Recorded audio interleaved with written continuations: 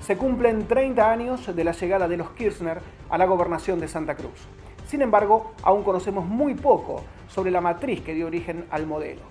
Esa provincia es el espejo infalible que nos muestra cabalmente lo que nos espera si la dinastía Kirchner se consolida luego de su cuarto mandato nacional aún en curso.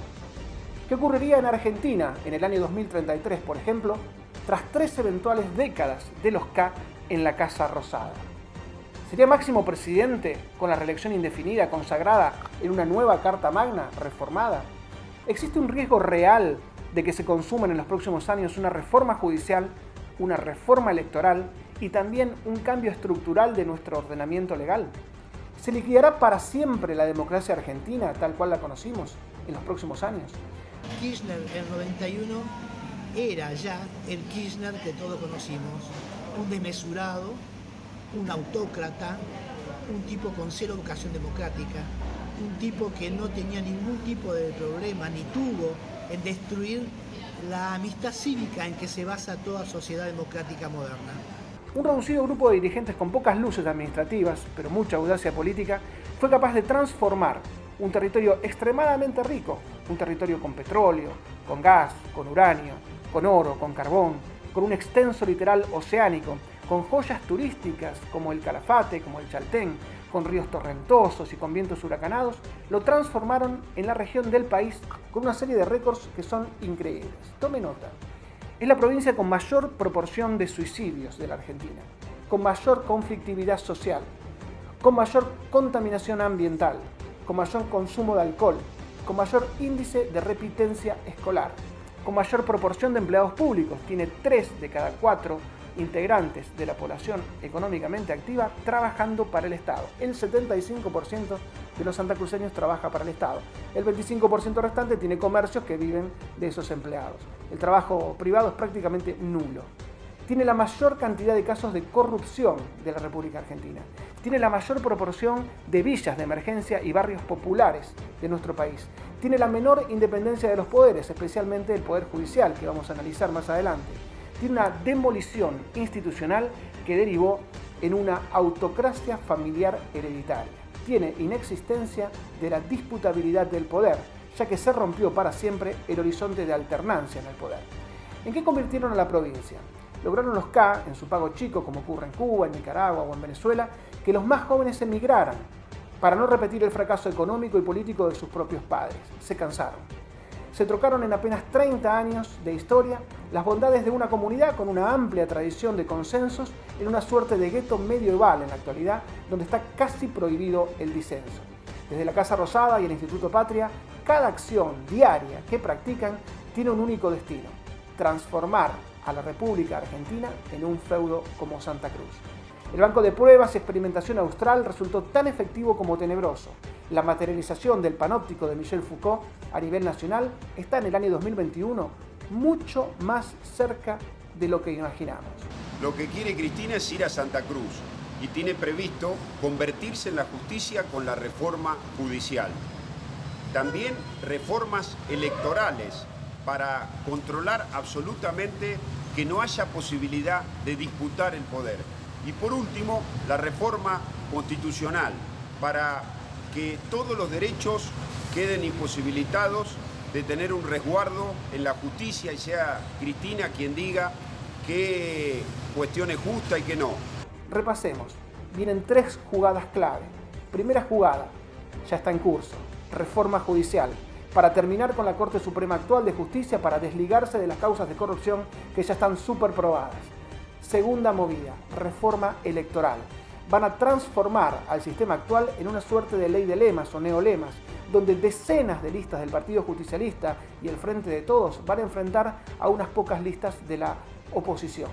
Finalmente, la frutilla de la torta, como hicieron en Santa Cruz durante tanto tiempo, se viene una reforma constitucional para consagrar la reelección indefinida, para romper el horizonte de alternancia en el poder. Falta poco. Están cerca de lograrlo, mucho más cerca de lo que imaginamos.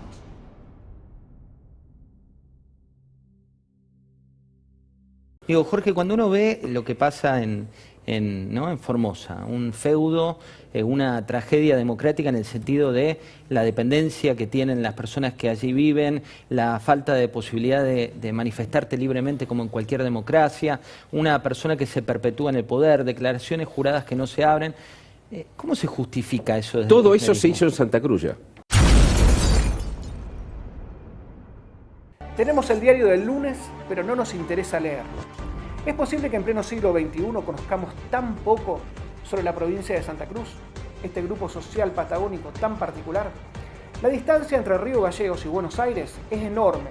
2.500 kilómetros separan a ambas capitales. Mientras tanto, la separación entre Río de Janeiro y la Reina del Plata es bastante inferior.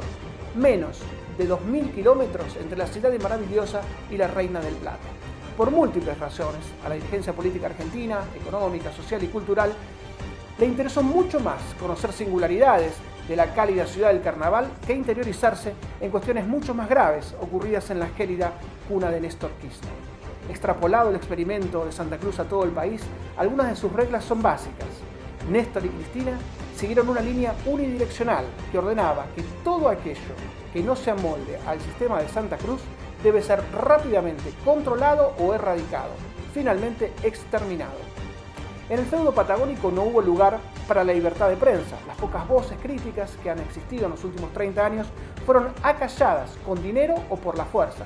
Llámese intervenciones del CONFER, del AFCA o aprietes directos de la FIP o por los integrantes del Frente para la Victoria santacruceña. No existen figuras como el Defensor del Pueblo en Santa Cruz o las Fiscalías de Investigación Administrativa. Toda la fiscalización está en manos del propio oficialismo. El procedimiento para ganar elecciones y acceder a dinero de obras que nunca se ejecutarían es sumamente simple. Néstor y Cristina, y actualmente el presidente Alberto Fernández, han recurrido una y otra vez al mismo modus operandi. Primero, se prometen las obras más añoradas por la población en cada geografía visitada. Segundo, se formula un compromiso con los votantes locales para la concreción de las obras. Tercero, se hace un presupuesto del futuro emprendimiento y se llama a licitación a las empresas constructoras. Cuarto, una vez que se tiene acceso al dinero del erario público, se genera un sketch que termina con la obra jamás terminada. Los K tenían tanto a nivel provincial como nacional recursos propios como para pensar que los vaticinios formulados no eran desproporcionados. En la provincia de Santa Cruz manejaron fondos extraordinarios, 1.000 millones de dólares provenientes de las regalías petroleras mal liquidadas. En la nación disfrutaron en su primer lustro de gestión de los mejores términos de intercambio de 200 años de historia argentina, según la consultora econométrica de Mario Broderson. Ni el radicalismo irigoyenista de la primera posguerra mundial, ni el joven peronismo de la segunda posguerra mundial tuvieron tanto viento de cola como Néstor y Cristina entre los años 2003 y 2008. En lugar de aprovechar esas condiciones únicas y aliviar la carga fiscal de los contribuyentes, elevaron como nunca la presión fiscal y la subieron hasta un histórico 38% del PBI, sin contabilizar el impuesto inflacionario que liquida también el ingreso de los asalariados. Vamos a hacer en los próximos capítulos, en las próximas cápsulas, una lista de todo lo que prometieron y no cumplieron jamás a nivel provincial y a nivel nacional.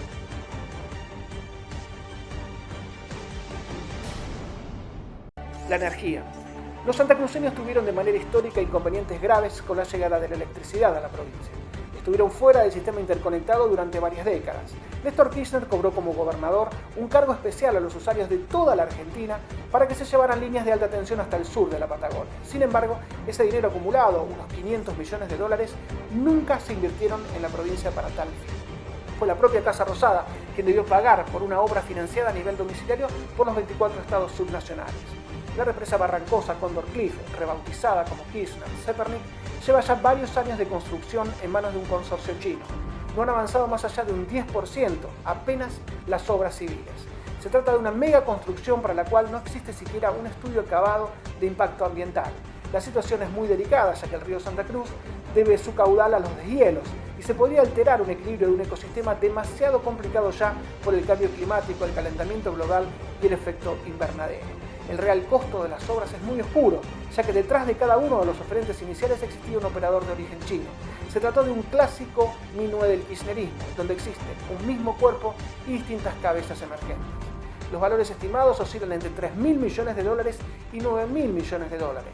La historia de Yacyretá será un cuento de niños, un día de picnic, si esto finalmente se materializa.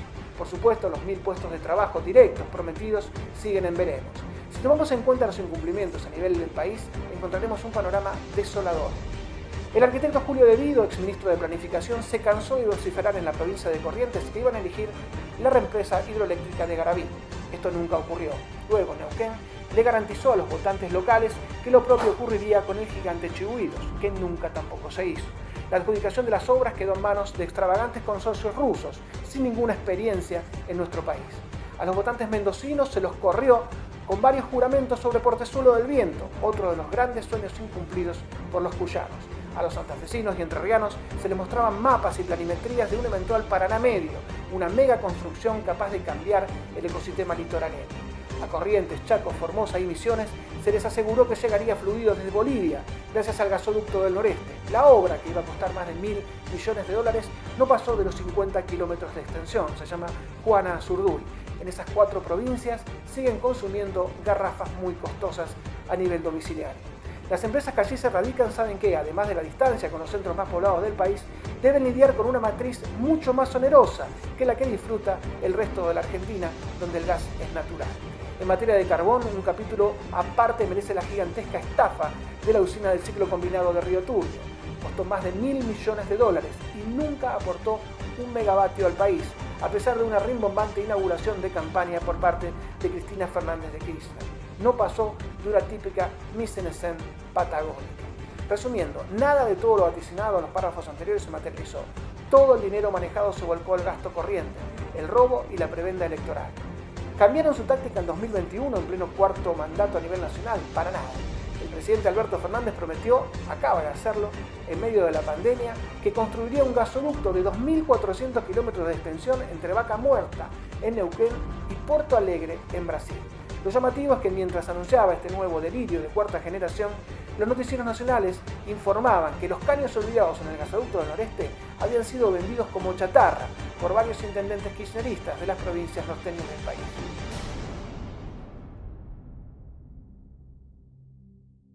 La sociedad de los Kirchner y los Eskenazi. La quiebra y la venta escandalosa del Banco Provincial de Santa Cruz demostró la promiscuidad que existió entre Néstor Kirchner, Cristina Fernández de Kirchner y los miembros de la familia Eskenazi. La ex entidad crediticia oficial, que maneja las cuentas de todos los empleados públicos santacruceños, que no son pocos, pasó a manos de los dueños del grupo Petersen, por un valor inferior a los edificios recibidos por los Eskenazi. La deuda del Banco Provincial de Santa Cruz quedó a cargo de las arcas estatales. Por suerte, se dedicó al recupero de la cartera de morosos e incobrables un empleado verdaderamente ejemplar, un tal Lázaro Báez. A nivel nacional se profundizó esta alianza. En una operación sin precedentes, 1/4 de la petrolera Yacimientos Petrolíferos Fiscales YPF quedó en manos de los Eskenazi, sin que estos tuvieran prácticamente que desembolsar un solo dólar. El vendedor, Repsol, le otorgó al comprador créditos basados en futuras ganancias hipotéticas de la propia empresa. Fue una venta tan inédita como inaudita. Antonio Brufau, a cargo de Repsol, de la compañía española, sentenció: Sebastián Eskenazi es un experto para moverse en mercados regulados. La frase, por supuesto, no necesita remate. Todos sabemos de qué está hablando. Las sobretasas pagadas por los Eskenazi a los Kirchner desde el Banco Provincial de Santa Cruz para plazos fijos a nivel nacional familiar alcanzaron niveles enormes de generosidad. Eran tasas que no se le pagaban a nadie en el mercado. En buena medida, Néstor y Cristina Kirchner justificaron su enriquecimiento personal y familiar gracias a los extravagantes intereses obtenidos de la familia Eskenazi.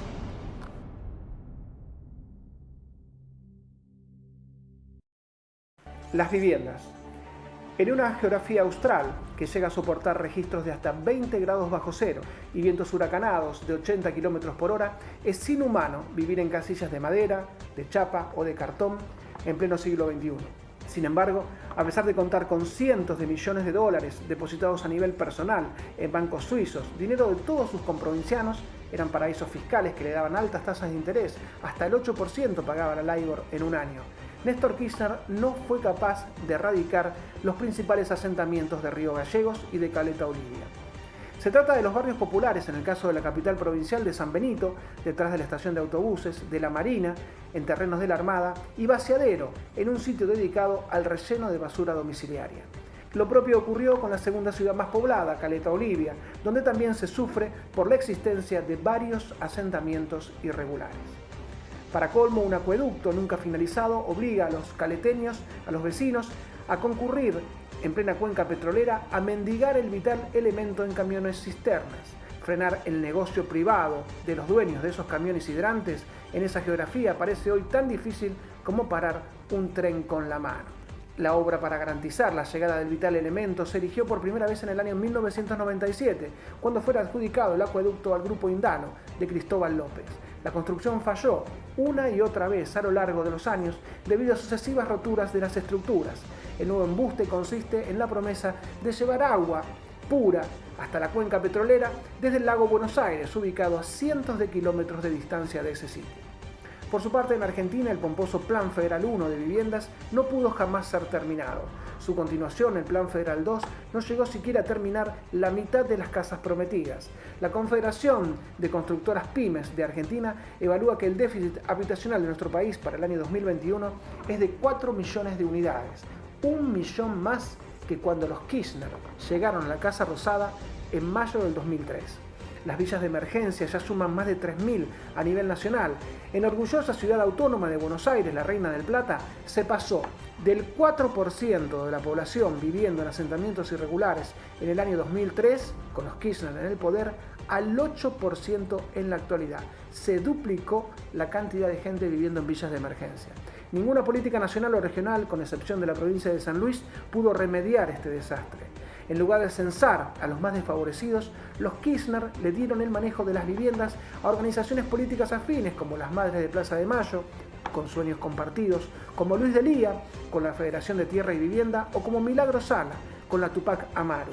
Ella está presa por no construir las casas y por extorsionar a los moradores de las pocas construidas, ya que estos ni siquiera recibían un título de propiedad. Sus tenencias fueron siempre precarias. Los impedimentos secundarios son aún mayores. En la región más poblada de la nación, el conurbano, la mitad de las casas carece de conexión cloacal y la tercera parte tiene graves dificultades para acceder al agua potable.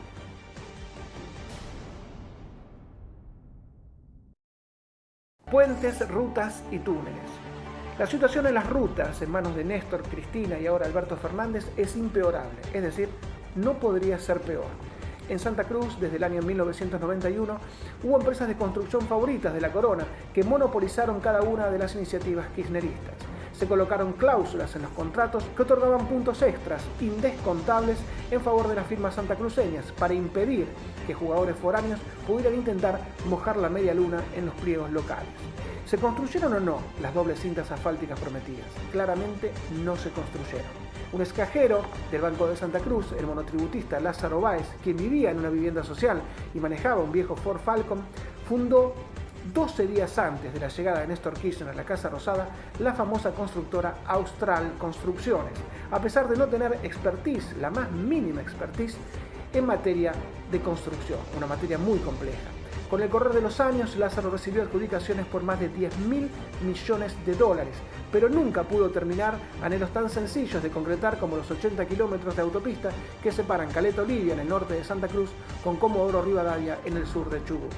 Llegó a concentrar más del 90% Lázaro de las adjudicaciones viales para Santa Cruz en la presidencia de Cristina Fernández. Ambos están siendo juzgados, tanto Lázaro como Cristina, en los tribunales federales de Comodoro Pi por semejante arbitrariedad. Lázaro, por lavado de dinero, ya tiene condenas de 12 años de prisión. Báez y sus 4 hijos están también procesados en otras causas. La familia de Lázaro Báez no dejó artículo del Código Penal sin vulnerar. Utilizó facturas truchas, utilizó documentación apócrifa, dejó obras inconclusas y abandonadas, dejó arterias que no llevaban prácticamente a ninguna parte, rutas fantasma. Como consecuencia de tanta indolencia y desaprensión gubernamental, la Argentina integra el penoso podio mundial de muertes por accidentes de tránsito en proporción a su cantidad de habitantes, debido fundamentalmente a su falta de infraestructura vial. Cada jornada, entre 15 y 20 compatriotas fallecen porque se prometieron, pero nunca se ejecutaron, obras tan vitales como la Ruta Nacional número 9 desde Córdoba hasta Salta, las rutas 22 y 23 en Río Negro para sacar mercadería del valle, las rutas 33 y 34 para sacar la producción de Santa Fe por el puerto de Rosario, la ruta 38 en Tucumán, la Ruta 3 desde la ciudad de Buenos Aires prácticamente hasta Bahía Blanca, la Ruta 5 hasta Santa Rosa de la Pampa, la Ruta 11 desde la capital provincial de Santa Fe hasta la ciudad de Formosa, allí murieron los chicos de la escuela Ecos. La Ruta 14 hasta Posadas, solamente llega hasta Paso de los Libres en Corrientes. La Ruta 40 para atravesar todo Cuyo. Los incumplimientos más severos se relacionan con las obras de infraestructura que les requerían los eficientes productores litoraleños para sortear los numerosos cursos de agua que los limitan. Por ejemplo, nunca se hizo el puente Santo Tomé-Santa Fe, nunca se hizo el puente en Paraná para complementar el túnel subfluvial Santa Fe-Paraná. Un puente entre Goya, Corrientes y Reconquista Santa Fe jamás se inició. Un segundo puente entre Resistencia, la capital chaqueña, y la capital correntina tampoco se llevó adelante. Un paso internacional fundamental para La Rioja llamado Pircas Negras tampoco vio la luz. Y lo mismo pasó con un túnel internacional de 30 kilómetros de extensión en San Juan llamado Aguas Negras. Nada de todo lo enunciado siquiera tuvo inicio de obra. El cemento no se come, le decían los kirchneristas en las redes sociales cada vez que Macri anunciaba algún tipo de mejora.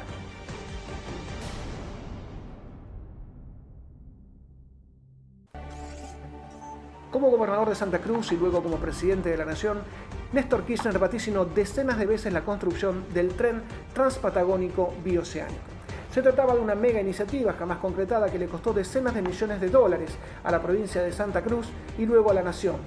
Iba a partir desde Puerto Deseado, sobre el Atlántico, y cruzaría la provincia de este a oeste hasta llegar a la cordillera, junto a Chile.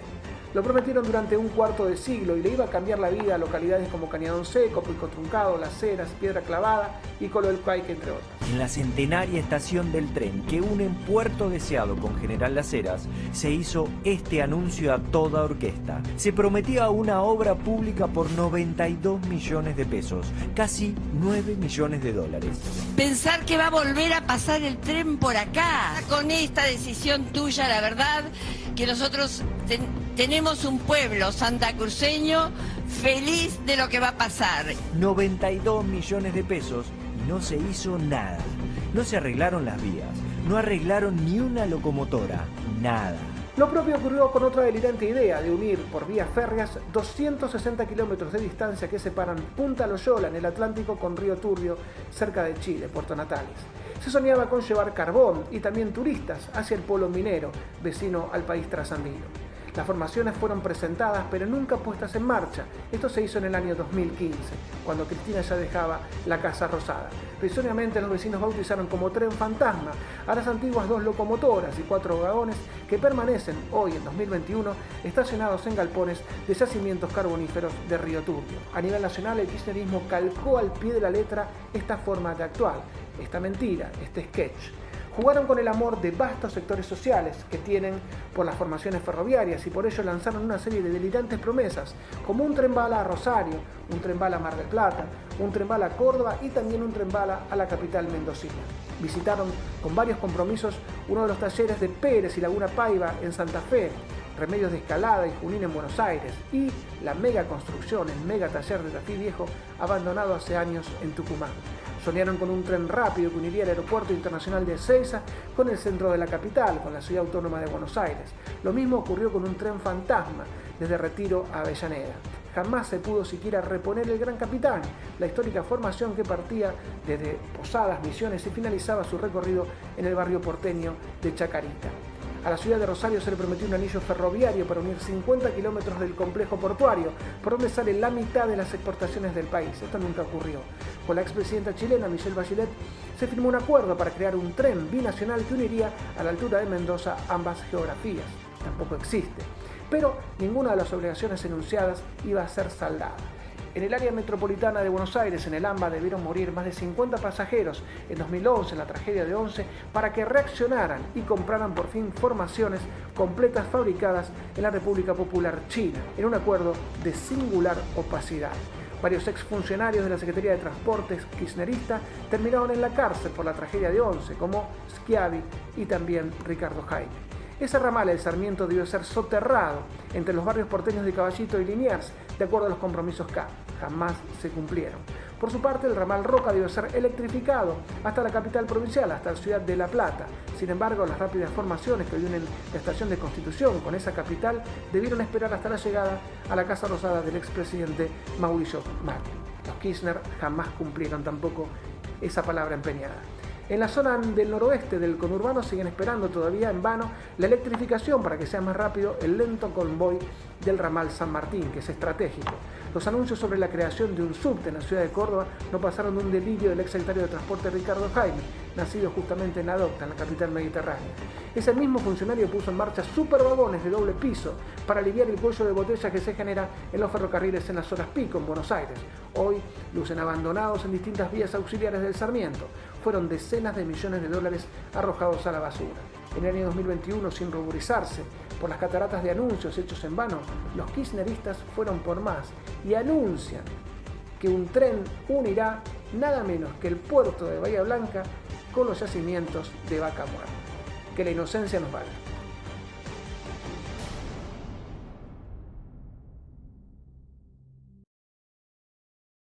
El campo y la pesca. Hasta la llegada de los Kirchner, Santa Cruz era una provincia que movía millones de cabezas de ganado, tanto lanar como bovino.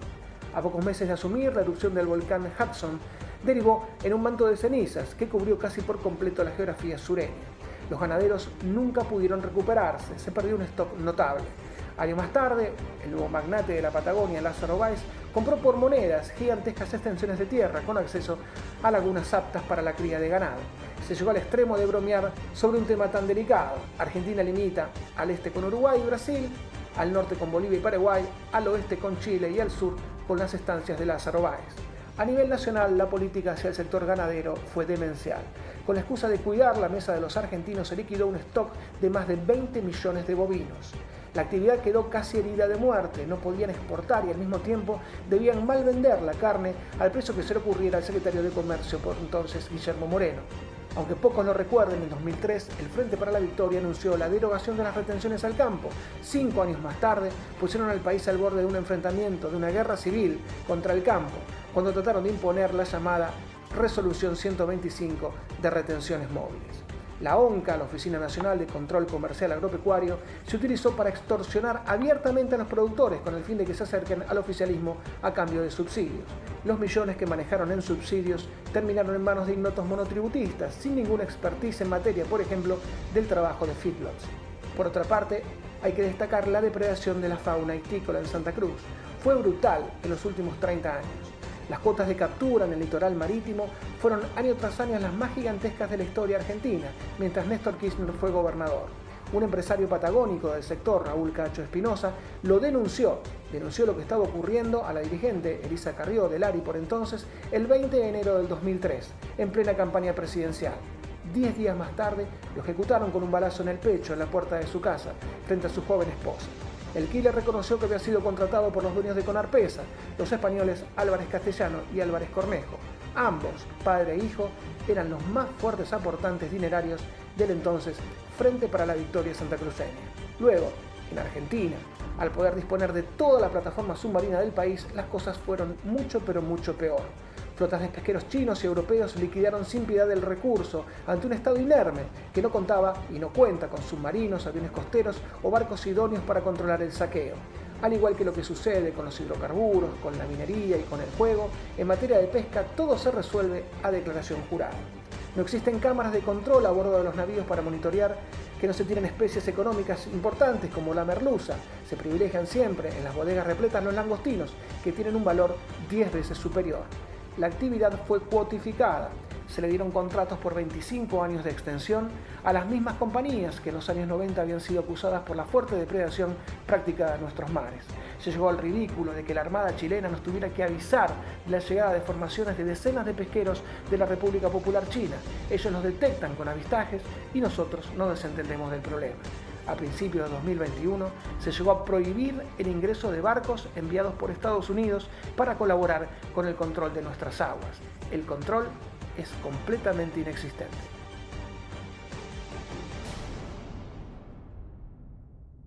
La minería.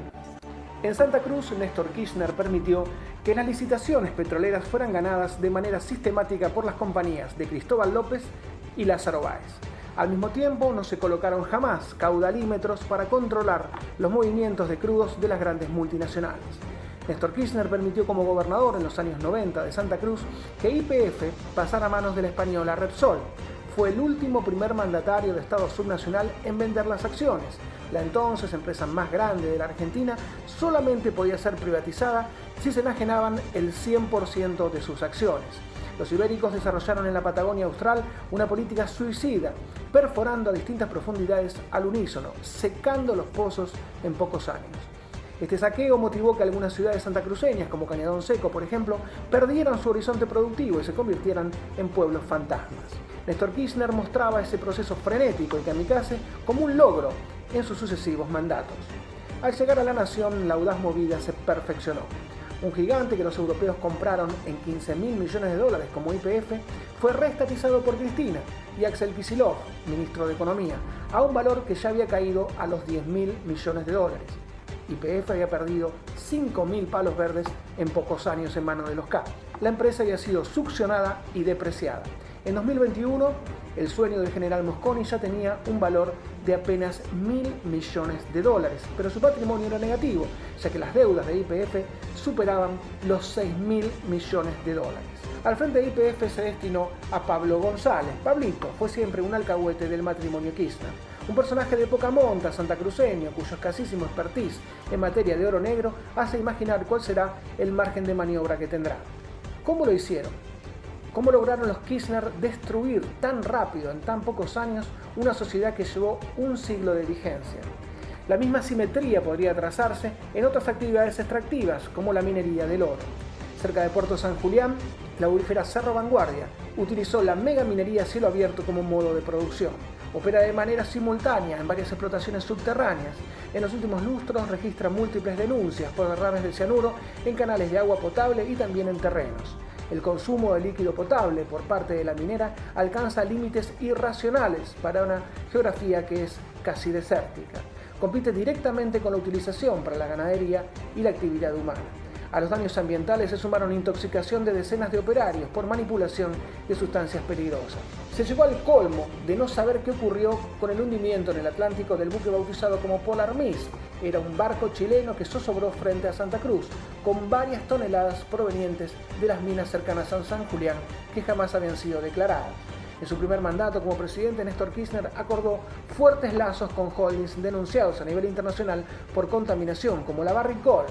Años más tarde, Cristina Fernández de Kirchner recibiría con todos los honores en la sede del gobierno a Peter Munk, el presidente de esa firma. Un avión de Barrick Gold cargado de oro fue detenido en Mendoza cuando estaba a punto de dejar el país sin declarar su valiosa carga. Buques hundidos llenos de oro, aviones cargados llenos de oro.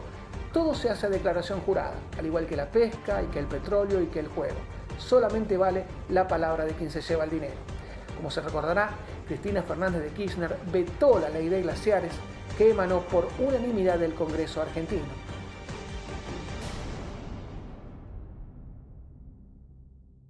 Empleo estatal. El crecimiento de la planta de agentes públicos en Santa Cruz, sumando las 3 esferas de competencia, pasó de apenas 6.000 empleados públicos en 1991, cuando Néstor Kirchner llegó a la gobernación, hasta más de 50.000 30 años después. 3 de cada 4 integrantes de la población económicamente activa cobran cheques estatales. Para el promedio del país, el empleo público se ubica en el 17% del total de ocupados, pero en Santa Cruz ese guarismo trepa hasta el 41%. Esta es una de las claves del éxito electoral y del fracaso económico de la provincia. A nivel nacional, Néstor Kirchner recibió del expresidente Eduardo Duhalde unos 2.4 millones de empleados públicos, sumando municipios, provincias y la nación. En apenas 3 mandatos, entre 2013 y 2015, esa cifra trepó hasta los 3.6 millones, es decir, un 50% más, a pesar de que la calidad de los servicios sufrió un deterioro histórico. La llegada de Alberto Fernández no modificó esa tendencia. En plena pandemia sumó miles de nuevos puestos de trabajo y multiplicó subsidios hasta llegar a una suerte de renta básica universal. A fines de 2020, si contamos los ATP, asistencia de emergencia al trabajo y la producción, que garantizaba el 50% de los sueldos, y la CIFE, el ingreso familiar de emergencia, llegamos a que 27 millones de argentinos, su un total de 45 millones, recibe cada mes dinero del Estado. Estamos hablando de que el 60% de la población en nuestro país depende de alguna manera de la Casa Rosada.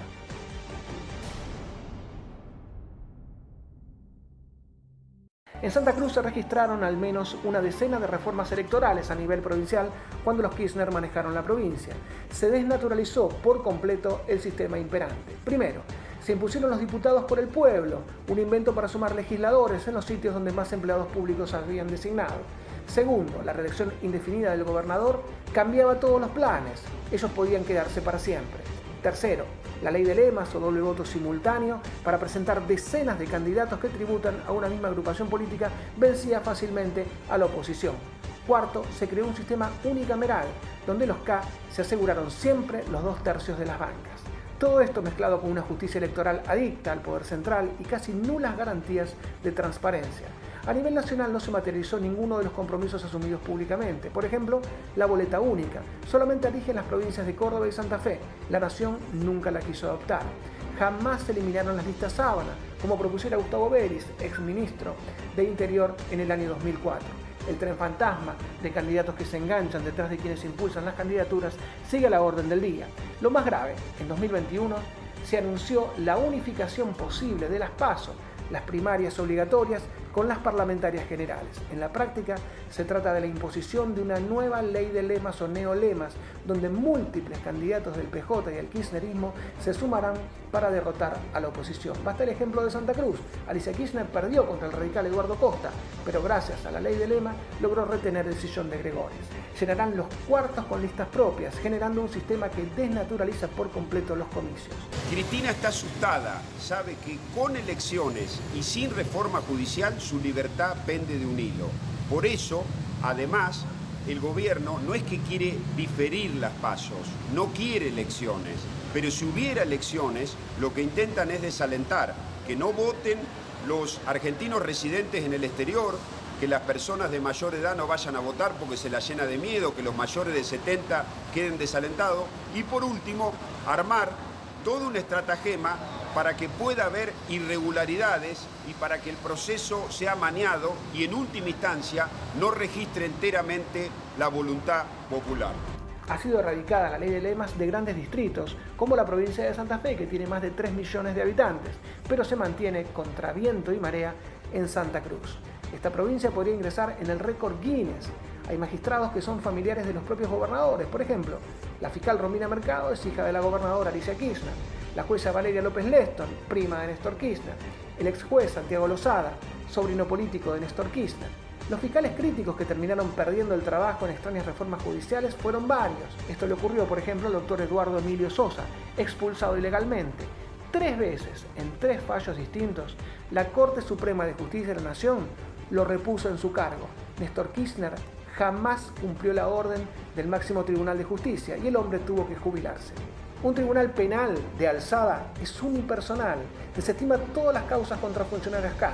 El ideólogo de todo este sistema, de todo este andamiaje, Carlos Zanini, que fuera también presidente del Tribunal Supremo de Santa Cruz, ahora quiere hacer lo mismo a nivel nacional, una instancia para que las causas no lleguen a la Corte.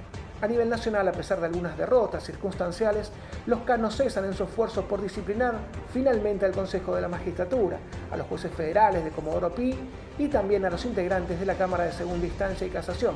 Cristina, desde el Senado Nacional, logró una modificación que liquidó para siempre el Consejo de la Magistratura. Le otorgó mayor peso a la política que a los profesionales y de esa manera tenían los K el poder de veto ante cualquier intento de destitución de magistrados. Se llegó al ridículo de no poder siquiera suspender en su cargo al juez Norberto Ollarvide, involucrado en múltiples denuncias de corrupción. Ollarvide se fue porque quiso, porque renunció.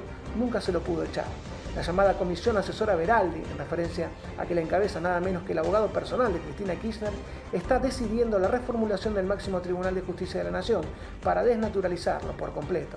Lo increíble es que tiene 11 miembros, de los cuales apenas 4 son penalistas esta Comisión Veraldi.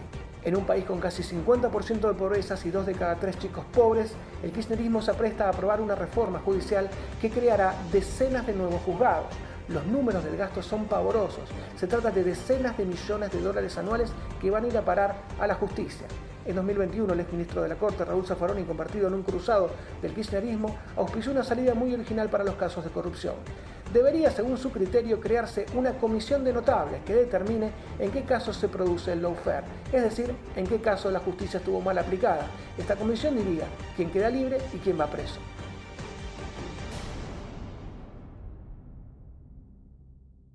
En apariencia, el turismo fue una de las pocas industrias que funcionó con éxito en el extremo de la Patagonia Austral.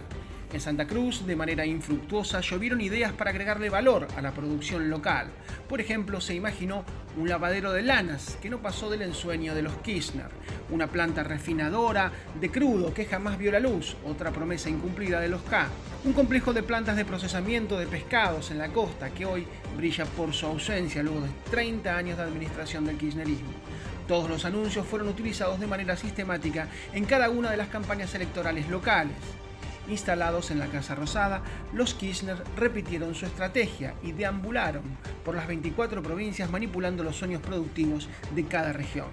A nivel personal, mientras tanto, para poder justificar su elevado nivel de vida, los Kirchner recurrieron a distintos tipos de subterfugios matemáticos, según denunció ante la justicia su propio contador personal, el arrepentido Víctor Manzanares. Una vez arribados a Balcarce 50, como decíamos, sus negocios pasaron a tener otra escala y por ello compraron varios hoteles en el Calafate. Los clientes más importantes, quienes pagaron cuentas millonarias por los servicios de alto Calafate, eran archiconocidos, Lázaro Báez y Cristóbal López. Cada uno de ellos pagó por miles de habitaciones que jamás fueron ocupadas, en una maniobra de lavado de dinero típico de los negocios de hotelería y gastronomía de las mafias.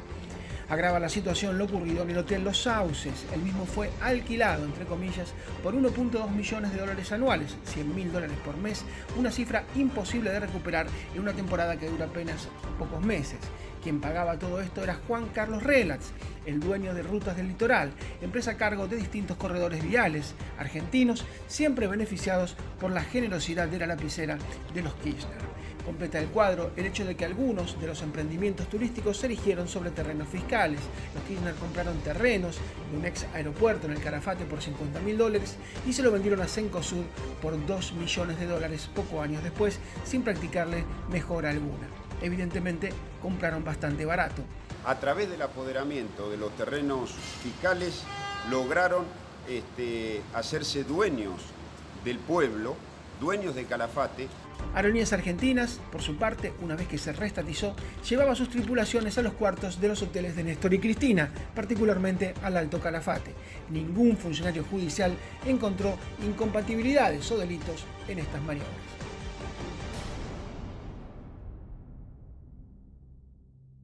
Inseguridad y Fuerzas Armadas. Los Kirchner lograron en las pasadas 3 décadas convertir a Santa Cruz en un estado inerme. Las fuerzas locales, y desde 2003 también las nacionales destacadas en la provincia, están abocadas a la mera administración del delito. Esto se logró gracias a un proceso donde se evitó la creación de grupos de élite. Nunca se generó un FBI local con lo mejor de Gendarmería, Prefectura y Policía Aeronáutica, ni tampoco una DEA, una Drugs Enforcement Agency, como tienen los norteamericanos. La rimbombante reforma Belis, lanzada tras el Blumberazo en Semana Santa del año 2004, quedó en poco menos que preparativos. Nunca nació el mapa del delito, como anunciara luego el renunciante ministro de Justicia. Se evadió cualquier intento por capacitar de manera específica a la policía local en materia de tráfico de drogas. Se fusionó la inteligencia de las fuerzas federales con las del Estado subnacional santacruceño, a fin de evitar cualquier tipo de investigación sorpresa por parte de la nación. Se designó jefes uniformados con criterio político, eran militantes meros del kirchnerismo, en lugar de privilegiar los perfiles profesionales. Cuando llegaron a nivel nacional, los dirigentes del Frente para la Victoria repitieron su exitosa fórmula. En materia de narcotráfico, por ejemplo, hicieron desaparecer todos y cada uno de los controles. No existen radares 3D, como tiene Brasil, para detectar aviones narcos. No tenemos escáneres capaces de discernir entre orgánico e inorgánico, por ende no encuentran drogas. No tenemos una fuerza especial que luche contra el narcotráfico, como por ejemplo tiene la provincia de Córdoba. Apenas compramos un par de lanchas durante la presidencia de Mauricio Macri para patrullar miles de kilómetros de la hidrovía, por donde se mueve la flota de barcazas paraguayas, 3.000 unidades. Es la más importante de Sudamérica. No hemos adquirido aviones de intercepción para las trazas ilegales. Las 6 aeronaves Texan II adquiridas en Estados Unidos por Mauricio Macri se utilizan en brigadas de la Fuerza Aérea Cordobesa para entrenamiento de los pilotos. No están en la frontera. Argentina lleva casi 2 décadas sin derribar una sola nave narco, lo repito. Argentina lleva casi 2 décadas sin derribar una sola nave narco. Los pocos casos que hubo de descensos forzosos que se registraron en el país obedecieron a balaceras con gendarmería, desde tierra, o desperfectos técnicos de las naves. Los pilotos invasores luego huyeron a pie y en remises. Jamás fueron detenidos. Los aviones Pampas no van artillados y los aviones Pucará no tienen sistema de grabación de imágenes. Se estima que existen 2 o 3 trazas, ingresos al país diarios de traficantes y unas 1000 pistas clandestinas en el norte de la nación argentina. No generamos en casi 2 décadas ninguna campaña importante sobre los efectos nocivos de las drogas. En Norteamérica, por ejemplo, casi la mitad del presupuesto se dedica a combatir este flagelo, a la prevención. No propiciamos la creación de una fuerza internacional para detener a los capos de los carteles, quienes manejan organizaciones que tienen justamente un orden supranacional. Los K han desarticulado el sistema de preembarque de la terminal de retiro, donde se monitoreaban a distancia las valijas de los pasajeros para poder evitar el tráfico de estupefacientes. Los modernos escáneres fueron desactivados y retirados de la terminal de retiro sin motivo alguno. Destruir un país se hace rápido, pero es en todos los órdenes. Argentina tiene daño institucional, degradación cultural y exhibe desde hace mucho tiempo fuertes síntomas de miseria intelectual. Y la miseria intelectual se fomenta, entre otras cosas, con el consumo de estupefacientes. Una sociedad drogada, una sociedad estupidizada, no reacciona. Así que es funcional a un proyecto totalitario como es el kirchnerismo, que buena parte de la población esté imbecilizada, muchos de ellos por consumo de sustancias. Resumiendo, Argentina alcanzó con el kirchnerismo el mismo récord que esta fracción política había logrado en su provincia originaria. Santa Cruz es líder nacional en consumo de estupefacientes, de marihuana y de cocaína. Nuestro país es líder mundial en compra de cocaína per cápita por habitante.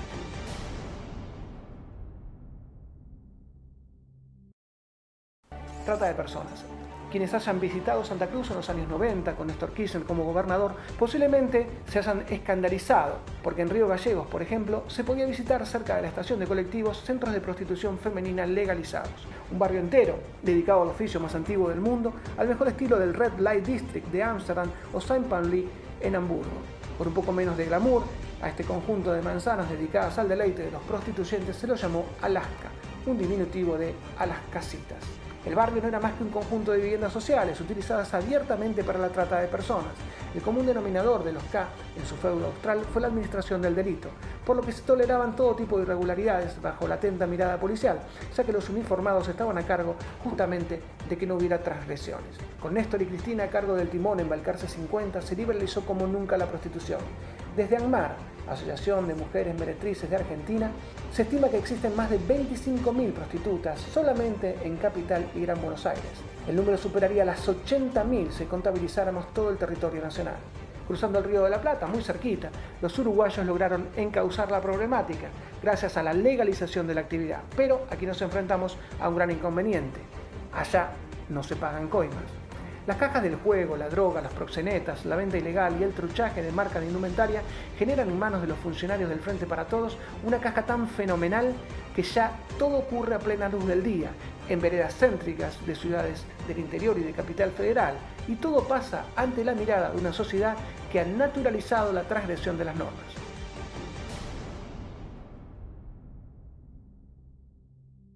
Los negocios con China.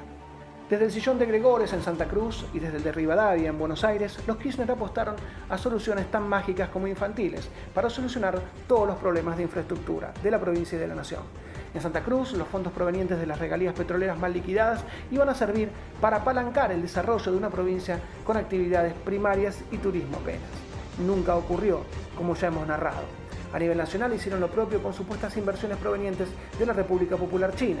Desde la presidencia, desde la Casa Rosada, Néstor Kirchner decía que iban a llegar 20.000 millones de dólares para crear autopistas, restaurar ferrocarriles o erigir grandes represas y centrales nucleares. en la práctica se registró un simple cuento chino. En San Juan, por ejemplo, le compraron los chinos a la Barrick Gold la mitad de la mina de Veladero, y lo mismo harán con la aurífera binacional Pascualama. En esa misma provincia cuyana nunca construyeron Aguas Negras, un túnel binacional para unirnos con Chile que iba a costar unos 1.500 millones de dólares. No existe siquiera un estudio de impacto ambiental en una zona de glaciares y periglaciares. En Santa Fe compraron la agroalimentaria Nidera y Noble Agri. Se trata de dos grandes procesadoras de granos. En La Rioja adquirieron empresas de litio y oro a ingleses. En Jujuy también anexaron mineras de litio que ya operaban firmas canadienses. En Sierra Grande, Río Negro, se hicieron cargo de IPASAM, una explotación de hierro de suma relevancia. Como hemos detallado, las represas hidroeléctricas santacruceñas Kirchner-Zepernik tienen un grado de avance prácticamente mínimo. En Lima, provincia de Buenos Aires, no avanzan sus futuras centrales nucleares. Se trata de las nuevas Atuchas. En Córdoba y Entre Ríos se hicieron gasoductos, pero los cobraron. No corrieron riesgo alguno, no invirtieron dinero propio. En Jujuy desarrollaron parques fotovoltaicos, pero recuperaron rápidamente el dinero ya que se cobraban con energía solar. A Ferrocarriles le vendieron material rodante para el conurbano, para Mar del Plata y para el Belgrano Cargas. Se llevaron grandes ganancias por sus ventas. En Neuquén les entregamos tierras para un brumoso experimento militar que no emplea mano de obra argentina. Desconocemos por completo a qué se dedican los militares de la República Popular China en nuestro país. En la Patagonia le compraron, asociados con los Bulgeroni, pozos y yacimientos existentes de petróleo a Pan American Energy. El supuesto tren de cargas de Vaca Muerta a Bahía Blanca para exportar desde allí gas natural licuado en buques regasificadores quedó en los papeles. TCL, en Tierra del Fuego, una empresa china, solo le agrega un manual en español a sus LEDs y electrónicos que llegan desde Shanghái. Los automóviles Chery no se fabrican en Argentina, pero venden aquí unidades a muy buenos precios. El saldo comercial favorable que tenía el expresidente Eduardo Duhalde en 2003 con el Dragón se volvió un déficit galopante. Ni siquiera sabemos de cuánto se trata el déficit, porque los números de las operaciones son tan oscuros que muestran diferencias de miles de millones de dólares, según se sume o no el puerto de Hong Kong a las cuentas bilaterales. Como hemos visto, los chinos compran empresas que están en funcionamiento. Para Argentina es un juego de suma cero, sea un canadiense, sea un inglés, sea un norteamericano y entra un chino. Inversiones, realmente inversiones en infraestructura, no han generado prácticamente ninguna, a pesar de sus anuncios que ya llevan casi 20 años.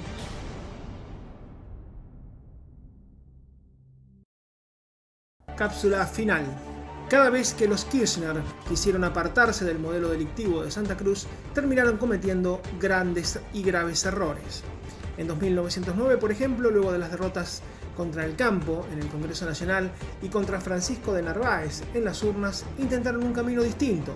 Estaban desesperados por los traspiés, querían volver al gobierno, querían congraciarse con una gente y un electorado que estaba muy enojado con Néstor y Cristina.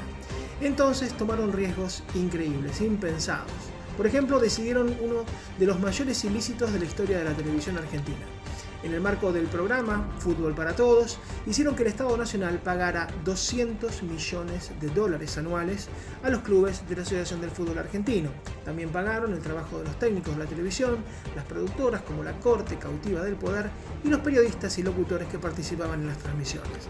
Al mismo tiempo, prohibieron la publicidad de manera taxativa para los privados en partidos que tenían un promedio de 9 y 10 puntos de rating, ya que se los podían ver sin abonar el sistema codificado.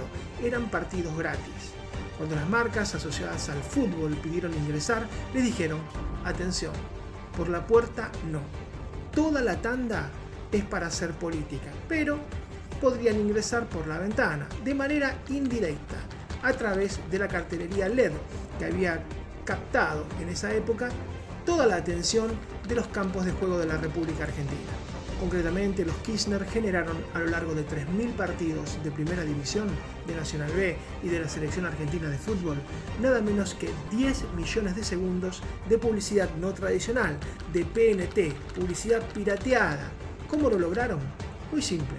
Durante 60 de los 90 minutos de cada partido, el vallado electrónico, las pantallas LED, la cartelería, ingresaba en la caja boba de manera pirata, de manera indirecta, detrás de las jugadas, era el telón de fondo. De esta forma, una productora asociada a los K llamada VHS Sports facturaba cientos de millones de dólares anuales y no le daba un solo centavo a la Casa Rosada, que perdía toda su inversión a pesar de tener los derechos exclusivos del fútbol para todos. Un grupo de vivos se alzó con no menos de 1000 palos verdes, aportados por 120 grandes sponsors, las empresas anunciantes más importantes de la República Argentina y las multinacionales. Todo esto ocurrió entre principios de 2010 y fines de 2015. Insistimos, son 3000 partidos que están grabados en YouTube. Es muy sencillo conseguir la prueba. La denuncia penal recaló en el juzgado de la doctora Capuchetti, una jueza federal del número 5. También la tiene el fiscal, el doctor Carlos Stornelli. ¿Dónde viene lo mejor de esta historia que cierra este mini documental sobre el kirchnerismo, sobre 30 años de Santa Cruz y este grueso error por salirse del modelo de la Patagonia Austral? A pesar de que todo está grabado, insistimos, en YouTube, a pesar de que los 3000 match están disponibles para comprobar la operación, a pesar de que dejaron todos los dedos marcados, escuche esto: ningún dirigente político argentino, desde la extrema izquierda hasta el liberalismo más rancio, quiso tratar el tema, quiso hacerse eco, quiso preguntar siquiera cómo era esta maniobra de defraudación y vaciamiento de las arcas públicas. Los grandes medios, con excepción del diario Perfil, de perfil.com, a través de Edgardo Martolio, nadie se hizo eco de un choreo, de un robo, insisto, que multiplica por 5 lo que le escamoteó Lázaro Báez a todos los argentinos. Los medios hicieron mutis por el foro, recibieron cada uno el libro digital y una explicación, pero insisto, con excepción de Perfil, nadie, ningún medio importante, lo quiso reproducir. Entonces, ¿por qué no caen los Kirchner? Porque existe un techo de cristal que no puede ser vulnerado. Ni políticos ni periodistas le pegan al kirchnerismo debajo del cinturón. Esta causa podría destruir a Cristina en pocas semanas, pero se niegan a utilizarla en su contra. Estamos en un gran sketch, en una mise en scène, en un fulbito para la tribuna de todos y todas, en una verdadera payasada. Esto es un Titanes en el ring que los periodistas políticos parece que se tomaran en serio, aunque sabemos, como en el caso de los colosos de Martín Caradagian, que los periodistas se nos cagan de risa en la cara.